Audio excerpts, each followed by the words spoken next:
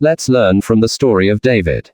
In 1 Samuel 17 verses 1 to 50. The Philistines now mustered their army for battle and camped between Soko in Judah and Azekah at Ephes-dammim. Saul counted by gathering his troops near the valley of Elah. So the Philistines and Israelites faced each other on opposite hills, with the valley between them. Then Goliath, a Philistine champion from Gath, came out of the Philistine ranks to face the forces of Israel. He was a giant of a man, measuring over 9 feet tall. He wore a bronze helmet and a coat of mail that weighed 125 pounds. He also wore bronze leggings, and he slung a bronze javelin over his back. Goliath stood and shouted across to the Israelites, "Do you need a whole army to settle this? Choose someone to fight for you, and I will represent the Philistines. We will settle this dispute in single combat. If your man is able to kill me, then we will be your slaves. But if I kill him, you will be our slaves. I defy the armies of Israel. Send me a man who will fight with me." When Saul and the Israelites heard this, they were terrified and deeply shaken.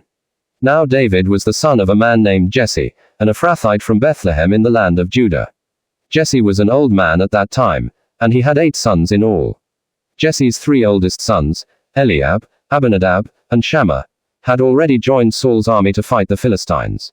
David was the youngest of Jesse's sons. Since David's 3 oldest brothers were in the army, they stayed with Saul's forces all the time. But David went back and forth between working for Saul and helping his father with the sheep in Bethlehem. For 40 days, twice a day, morning and evening, the Philistine giant strutted in front of the Israelite army. One day Jesse said to David, "Take this half bushel of roasted grain and these 10 loaves of bread to your brothers.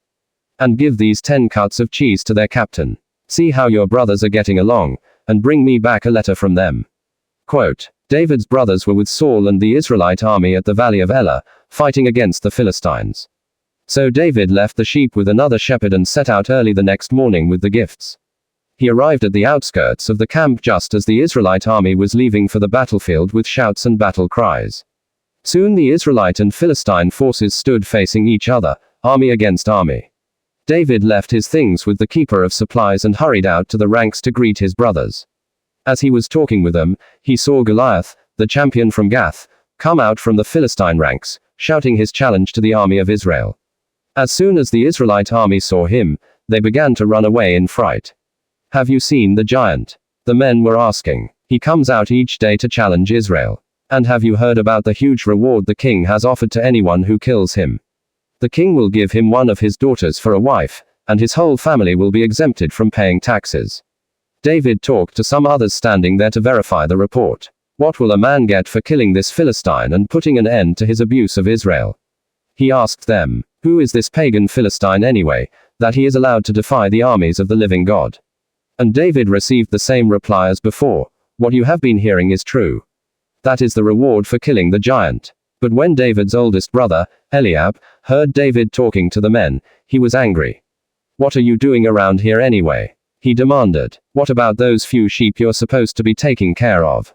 I know about your pride and dishonesty. You just want to see the battle. What have I done now?" David replied, "I was only asking a question."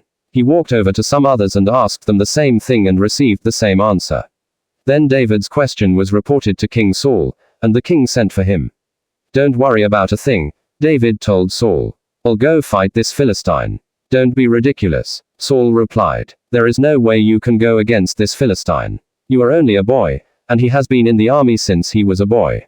But David persisted. "I have been taking care of my father's sheep," he said. "When a lion or a bear comes to steal a lamb from the flock, I go after it with a club and take the lamb from its mouth. If the animal turns on me, I catch it by the jaw and club it to death. I have done this to both lions and bears, and I'll do it to this pagan Philistine, too, for he has defied the armies of the living God. The Lord who saved me from the claws of the lion and the bear will save me from this Philistine." Saul finally consented. "All right, go ahead," he said. "And may the Lord be with you." Then Saul gave David his own armor, a bronze helmet and a coat of mail.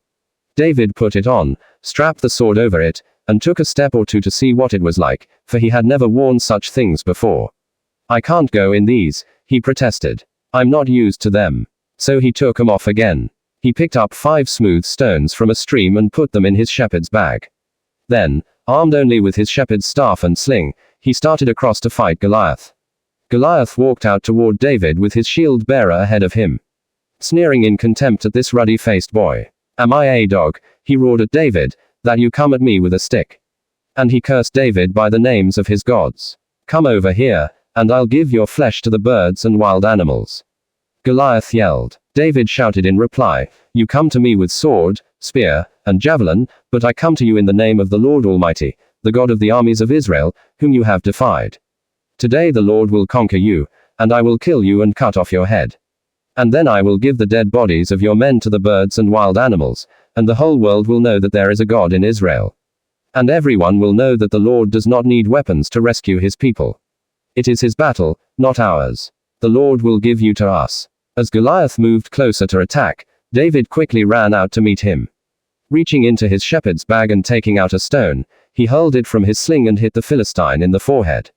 The stone sank in, and Goliath stumbled and fell face downward to the ground. So David triumphed over the Philistine giant with only a stone and sling. And since he had no sword,